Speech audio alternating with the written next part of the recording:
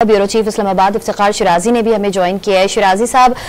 जैसे कि मैंने कहा कि ट्रंप ने कहा था कि ईरान पर हमले के लिए तैयार रहने को उन्होंने अपनी फौज को कह दिया था और हफ्ते के आखिर में कहा गया था कि कोई कार्रवाई की जा सकती है और कार्रवाई कर दी गई गुज़िश्ता रात। तो अब आप क्या समझते हैं, जो बात हो रही थी सिफारती महाज पर मसले को हल करने की, अब आप समझते हैं कि सिफारती महाज पर कुछ रह गया है कि अब हल किया जाए?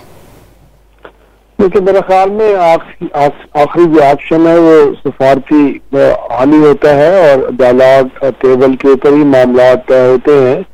अगर ये हमला कर भी दिया गया तो उसके बाद मैं नहीं समझता कि जो सफारतकारी है उसके लिए इम्कानात मुकम्मल तौर पर खत्म हो चुके हैं। अब देखना ये है कि क्या अमेरिका ने जो ऐलान किया था कि वो डिफेंसिव अटैक करेगा और उसके नतीजे में ईरान को जो है वो एक तरह से उसके प्रोग्राम को बिल्कुल खत्म कर देगा। तो अगर ये वही एक किस किस्म को कह सकते हैं कि उनके हिसाब से बस एक आध को स्ट्राइक कर दे उसके बाद फिर उसके आगे लेकर नहीं चलना, तो मेरे ख्याल में फिर तो सिचुएशन इतनी आउट ऑफ कंट्रोल नहीं होगी और शायद जो अमेरिका ने ऐलान किया था अपने ऐलान को भी शायद साबित करे और साथ में ये है कि इस एस्केलेशन को और ज्यादा ना बढ़ाए। लेकिन अगर ये सिलसिला जारी रहता है तो यकीनी तौर पर हम कह सकते हैं कि इसके बाद फिर दुनिया के दीगर ममालिक, बिलखुसूस हम कहते हैं कि रशिया और चीन, शायद वो भी इस मामले को लेकर कोई ना कोई पोजीशन अपनी लें। लेकिन अगर ये सिर्फ एक सिंगल स्ट्राइक है और उसके बाद आगे नहीं बढ़ रहा अमेरिका, तो मैं समझता हूँ फिर हो सकता है कि सफारतकारी जो है वो अपनी जगह ले। उसके नतीजे में जिस तरह स्टेटमेंट्स भी आ रही है अमेरिका की जानिब से कि वो कि ईरान एक बार फिर अपने जो फैसलों को रिव्यू करे और दुनिया को एंगेज करे और जो उन्होंने एक तरह से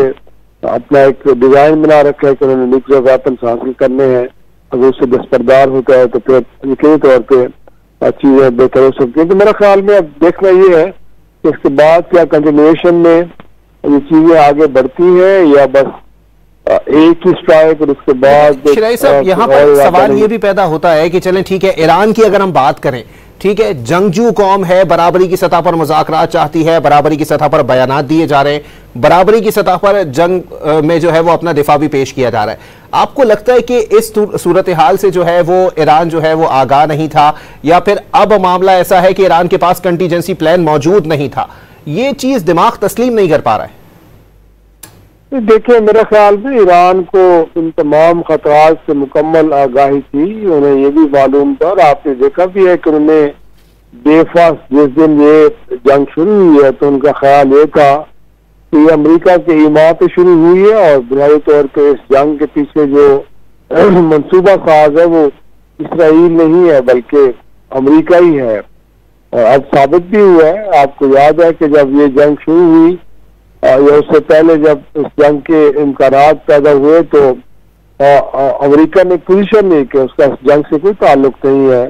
और ये खालिस्तान का इसराइल का अपना एक इनिशिएटिव है। लेकिन जंग के चौथे रोज आपने देखा हम साहब जब G7 इजलास से कनाडा में थे तो वहां से वापसी पे उन्होंने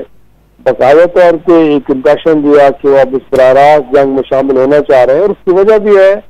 इतनी तौर पर सऊदी हुकूमत की जानिब से, सऊदी लॉबी की जानिब से उन पे एक दबाव था कि वो इस जंग में शरीक हो ताकि इसको किसी फैसला को गोया के एक तरह से इसको बनाया जा सके। तो वो दबाव अपनी जगह पे मौजूद था और इस दौरान अगर से ये जरूर एक कोशिश की गई कि इस मामले को डिले किया जाए, क्योंकि इस बात की जो असेसमेंट शायद ली जा रही थी वाशिंगटन में कि अगर बराह रास्त अमरीका जंग में शरीक होता है तो कहीं ऐसा तो नहीं है कि जंग का स्केल बढ़ जाएगा और उसमें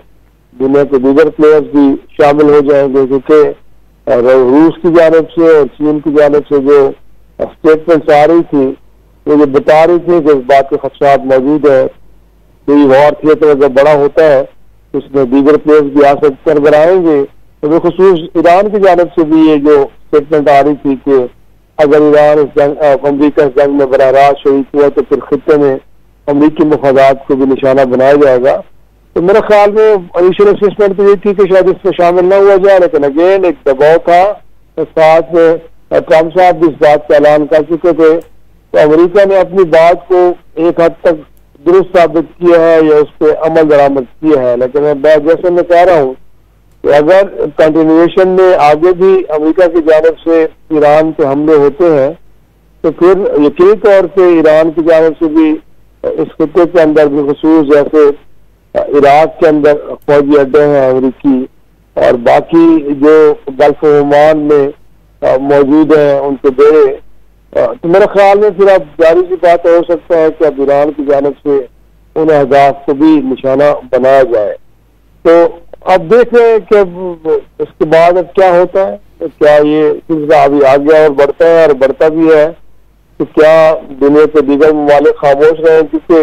ये फोरम जो आलमी वो तो अब खत्म हो चुके हैं। आपको मालूम है सलामती कौंसिल के 2 इजलास हुए हैं और उन इजलासों में बेशतर ममालिक ने जो है ईरान इसराइल को मुर्द इल्जाम ठहराया इस सारी कशीदगी का,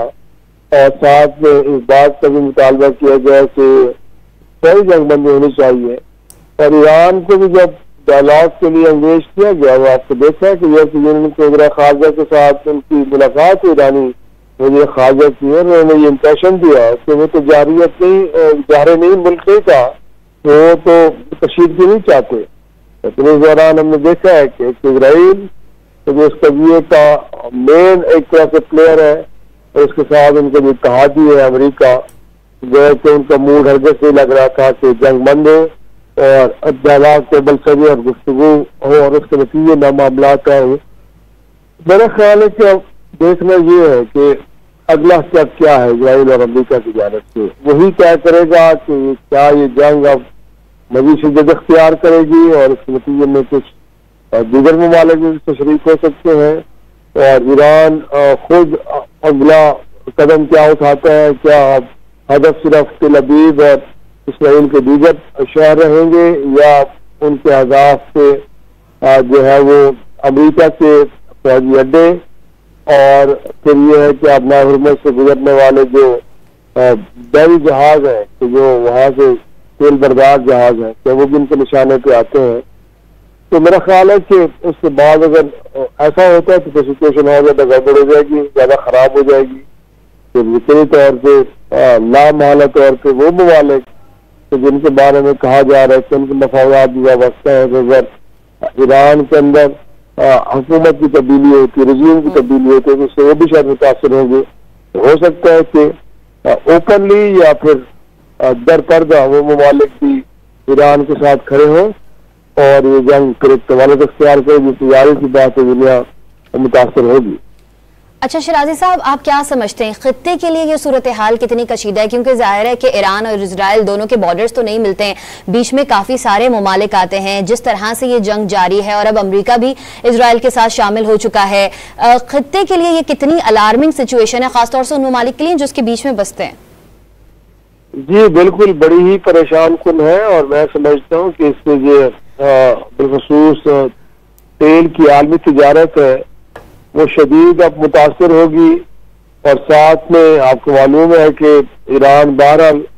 इस जंग के अंदर अपना जो निज़ाम है उसको बरकरार रखे हुए है, दिफा से मुताल्लिक और हमला करने की जो अहलियत है वो मुकम्मल तौर पर उनकी ख़त्म नहीं हुई। अगरचे इसराइल की जानिब से भी ये दावे किए गए और आज अमेरिका की जानिब से भी हमलों के बाद ये दावा किया गया है कि जी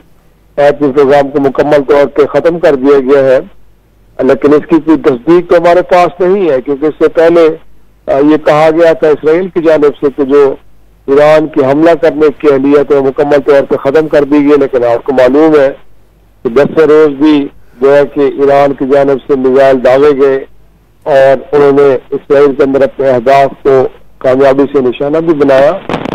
तो मैं कह सकता हूँ कि भाई अब ये अगर जंग बढ़ती है तो इसके अब असरात आहिस्ता आहिस्ता खित्ते के दीगर ममालिक में भी आना शुरू हो जाएंगे और वहाँ पे भी सूरत हाल खराब होना शुरू हो जाएगी। और उसके बाद डेफिनेटली जो हम पहले भी बात कर रहे थे तो वैसा हरगिज़ नहीं है कि ये जंग लामुतनाज़ चलता रहे। इससे पहले हमने जरूर देखा है कि ईरान और इराक के दरमियान जंग का जो वक्त था वो 8 बरस जो है जंग चलती रही। लेकिन अब जंग के अंदर एक नई जहत आ गई है और अब मैं समझता हूँ कि इस जंग को ज्यादा देर तक जारी रखना तो इस खिते के ममालिक के लिए भी उनके लिए बड़ा परेशान कुन होगा। तो अगले मरहले में उनकी जानब से भी आवाज उठेगी कि इस मामले को गोया के खत्म किया जाए। बखसूस जो बुनियाद बनाई जा रही है